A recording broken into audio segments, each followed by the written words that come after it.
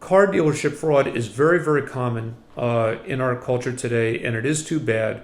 It's largely driven by the fact that a lot of dealers are really, really pushed and squeezed to make as much money out of each and every customer as they possibly can. The industry is basically set up that way. There's many, many different types of dealership fraud, and anytime you have any funny feeling or question about something that happened at a dealership or a dealership type of case, you're free to contact us and we can advise you whether it's a type of case that's worth pursuing or whether it's a type of case that you should basically leave alone. I'm just going to describe for you some of the basic dealership type fraud cases that are particularly prevalent, the ones that we see most often. One has to do with certified used cars. A lot of the manufacturers and a lot of the dealers have certified used cars and certified used car programs where they're basically guaranteeing or representing that these are very quality used cars. We find certified used cars with horrible mechanical problems and histories prior to the time that they're leased to the new consumer. That happens quite often. Another thing that we see quite often is certified cars sold with major collision damage.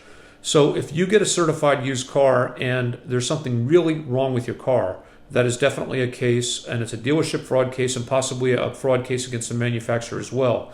And you should contact us for a case review.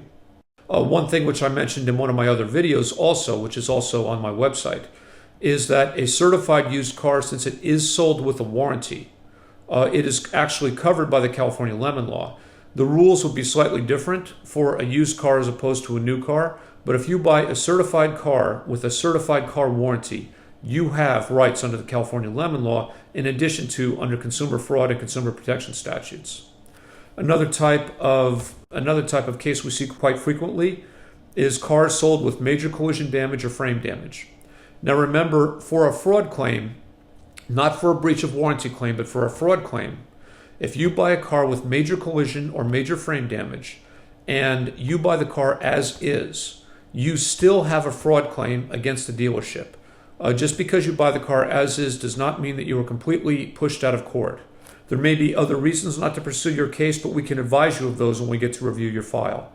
If you buy a car with major collision damage or major frame damage, you have a potential claim against the dealership, and you should permit us to review your file, which we of course will do free of charge.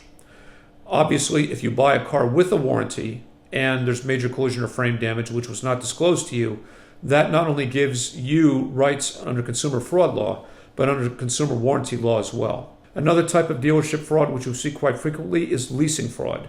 People come in and they're planning on purchasing a vehicle.